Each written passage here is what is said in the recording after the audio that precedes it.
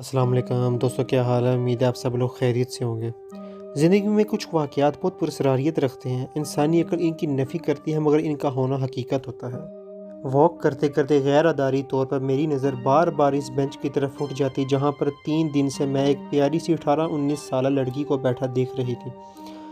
وہ بس خاموشی سے اس بینچ پر بیٹھی رہتی تھی، اپنے موبائل کو دیکھتی رہتی تھی یا پھر کبھی یوں ہی ادھر ادھر نظر دوڑا لیتی۔ کبھی بھی مجھ پر نظر پڑی تو اس کے لبوں پر میٹھی مسکان آ جاتی۔ بلا شبہ وہ خوبصورت اور جاذب نظر لڑکی تھی۔ 3 دن سے وائٹ ٹراؤزر پر مختلف پرنٹ کے کاٹن کی شرٹس، بڑا سا دوپٹہ اوڑھے دیکھ رہی تھی۔ ابھی میں اس کے بارے میں سوچ ہی رہی تھی کہ تیسرا راؤنڈ کر کے واپس پلٹتی تو وہ اسی جگہ پر موجود تھی۔ بے ساختہ میرے لبوں پر اسے دیکھ کر مسکراہٹ آ گئی۔ جواباً وہی مسکرا دی اور اٹھ کر میری جانب بڑھی۔ میں رک گئی۔ آج دیر ہو گئی ہے تم کو؟ میں اس کے سلام کا جواب دے کر سوال کیا۔ جی دراصل نومی کی کال آ گئی تھی، کہتے ہوئے اس کی گالوں کی لالی بتا رہی تھی کہ نومی سے اس کا بڑا گہرا اور دل کا رشتہ ہے۔ نومی میرا منگیتر ہے، امریکہ میں ہوتا ہے، اس نے بات کو جاری رکھتے ہوئے کہا۔ ارے واہ، میں بے ساختہ کہا۔ مجھے وہ معصوم سی لڑکی بہت اچھی لگی تھی۔ او سوری، آپ واک کیجئے، میرا کیا، میں تو فالتو ہوں، وہ خوش دلی سے بولی۔ ارے نہیں نہیں، ایسی کوئی بات نہیں ہے، اچھا لگ رہا ہے مجھے تم سے بات کر کے۔ سچ پوچھو تو میں بھی تم کو بہت مس کر رہی تھی آج تم کو وہاں بینچ پہ نہ پا کر۔ میں نے اعتراف کیا۔ ارے سچی آپ نے مجھے مس کیا؟ اس نے معصومیت سے اپنی خوبصورت آنکھیں پھیلا کر سوال کیا۔ مچی، میں نے بھی شرارت سے جواب دیا۔ وہ کھلکھلا کر ہنسی۔ ہماری یہ پہلی ملاقات، لگتا تھا کہ برسوں سے ایک دوسرے کو جانتے ہوں۔ وہ بھی میرے ساتھ واک کرنے لگی۔ اس کے پاس پانی کا تھرموس تھا، موبائل اور چھوٹا سا پرس جو اس نے آڑے انداز میں کندھے پر ڈالا ہوا تھا۔ مغرب کی اذان ہونے والی تھی۔ اس نے بھی اجازت چاہی اور میں نے بھی۔ ہم دونوں مخالف سمتوں میں چل پڑے۔ یہ شہر کا پوش ایریا تھا، ہماری رہائش گزشتہ 10 برس سے یہیں پر تھی۔ میرے شوہر علی غیر ملکی فرم میں اعلیٰ عہدے پر تھے۔ فیملی میں علی، علی کی والدہ اور میرے 2 بچے صلہ اور شامی شامل تھے۔ شامی 8ویں کلاس میں جبکہ صلہ 7ویں میں تھی۔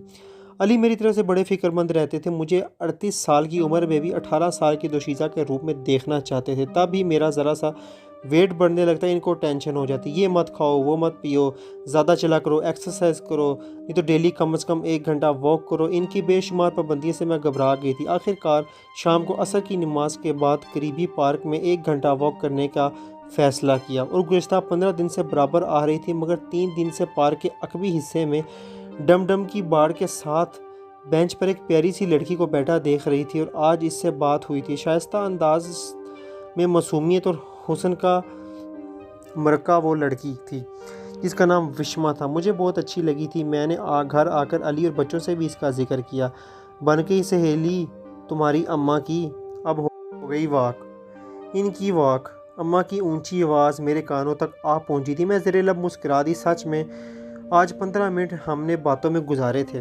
میں نے دوسرے دن سے اپنی واک کا ٹائم تھوڑا سا بڑھا دیا تھا۔ اب میں عصر کی نماز کے فوراً بعد چائے پینے کے بعد فوراً گھر سے نکل جاتی، کیونکہ واک کے بعد 15 منٹ وشما سے بات چیت بھی کرنی ہوتی تھی۔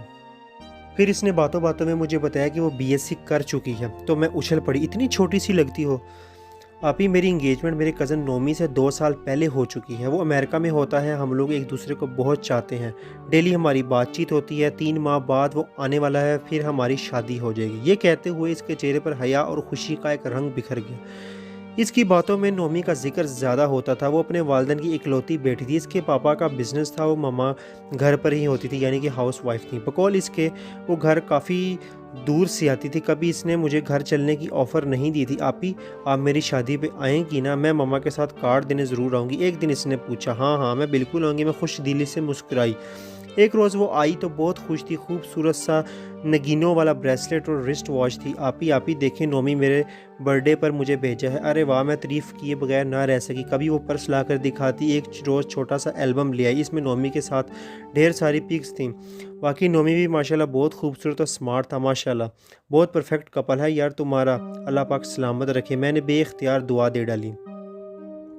اس کے چہرے کا رنگ یکدم پھیکا پڑ گیا۔ کیا ہوا وشما؟ میں نے اسے بغور دیکھا۔ کچھ نہیں آپی، اس کی آنکھوں کے گوشے نم تھے۔ میں سمجھی اس کو شاید نومی کی یاد آ گئی، اور میں نے شرارت سے اس کا سر پکڑ کر ہلایا تو وہ پھیکی ہنسی ہنس دی۔ اچھا چلتی ہوں، ماما ویٹ کر رہی ہوں گی۔ وہ اٹھ گئی۔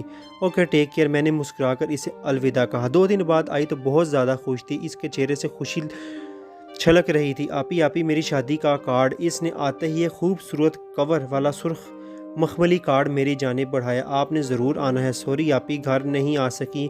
मामा तो बिल्कुल फुर्सत नहीं और घर में काम बहुत ज़्यादा है। अचानक ही डेट फिक्स हुई है, 3 दिन बाद नोमी आ रहा है। वो खुशी से बेकाबू हो रही थी। कोई बात नहीं डियर, मैं ज़रूर आऊँगी, बस अल्लाह पाक तुम्हें खुश रखे। मुझे विश्मा से हकीकत में मोहब्बत हो गई थी। बिल्कुल छोटी बहन लगती थी मुझे अपनी। हर बात मुझसे शेयर करती थी, हर बात हर चीज़ लाकर मुझे दिखाती थी। बच्चों की तरह मासूम लगती थी।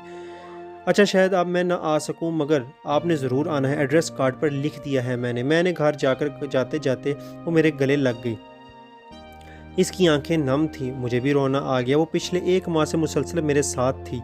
खासी उनसियत और लगाव हो चुका था इससे। वो चली गई, मेरा दिल भी थोड़ा सा उदास हो गया। बस अल्लाह पाक इसे आबाद रखे। दिल ही दिल में मैं दुआ गो थी। अरे भाई कौन है पता नहीं, और तुमने शादी पर जाने की रट लगा रखी है। हस्बे मूल सासू माँ को मेरी बात से इख्तिलाफ था।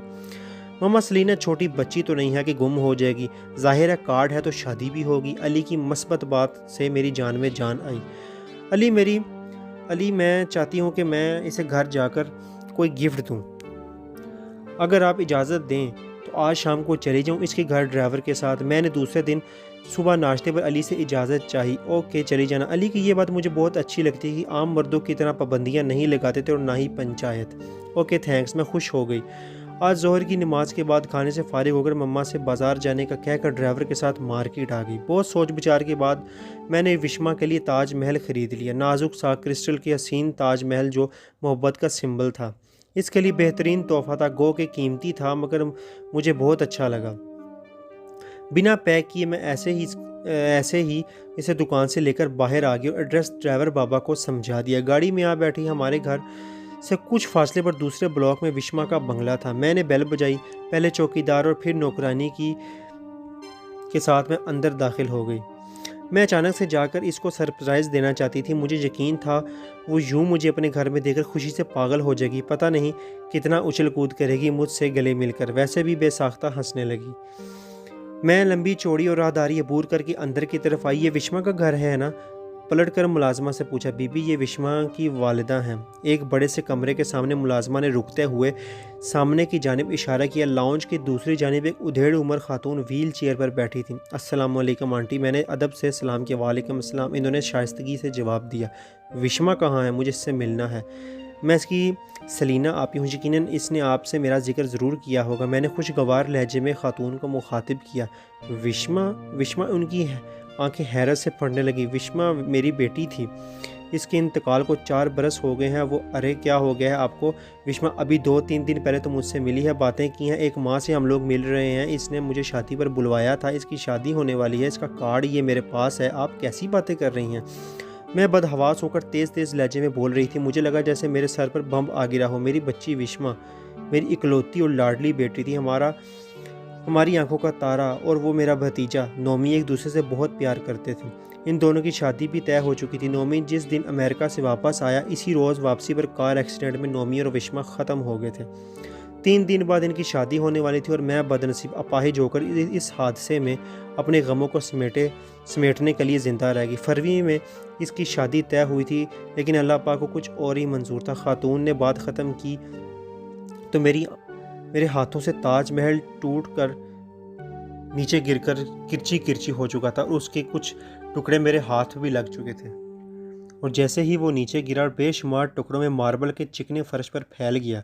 मैंने दोनों हाथों से अपना घूमता हुआ सर थामा। ये कैसा इंकशाफ था, ये कैसी नाकाबिले यकीन बात थी। मेरे पैरों तले ज़मीन निकल रही थी। मेरा सारा वजूद जल्जलों की जद में था। मैं दोनों हाथों से मुंह छुपाकर बेतहाशा रोती हुई पलटी और क्रिस्टल के टुकड़ों पर पैर रखती हुई तकरीबन भागती हुई बाहर की जानिब निकलती चली गई। और घर पहुंचते पहुंचते पक्का इरादा कर लिया कि कल से मैं वॉक पर नहीं जाऊंगी। जाते जाते विश्मा की वालदा का जुमला मेरी समातों में गूंज रहा था। पार्क के बेंच पर अक्सर विश्मा और नोमी बैठकर बातें किया करते थे। मुझ में दोबारा इस बेंच को देखने की हिम्मत नहीं थी। मेरी आंखों में विश्मा के अधूरे ख्वाबों की किरचियों की चुभन उतर आई थी। तो उसमें कैसी लगी आप सब लोगों को मेरी कहानी? अपनी कीमती राय से कमेंट में आगाज़ ज़रूर कीजिएगा और मेरे चैनल को लाइक कीजिएगा, सब्सक्राइब कीजिएगा। Thank you so much. अल्लाह हाफिज़।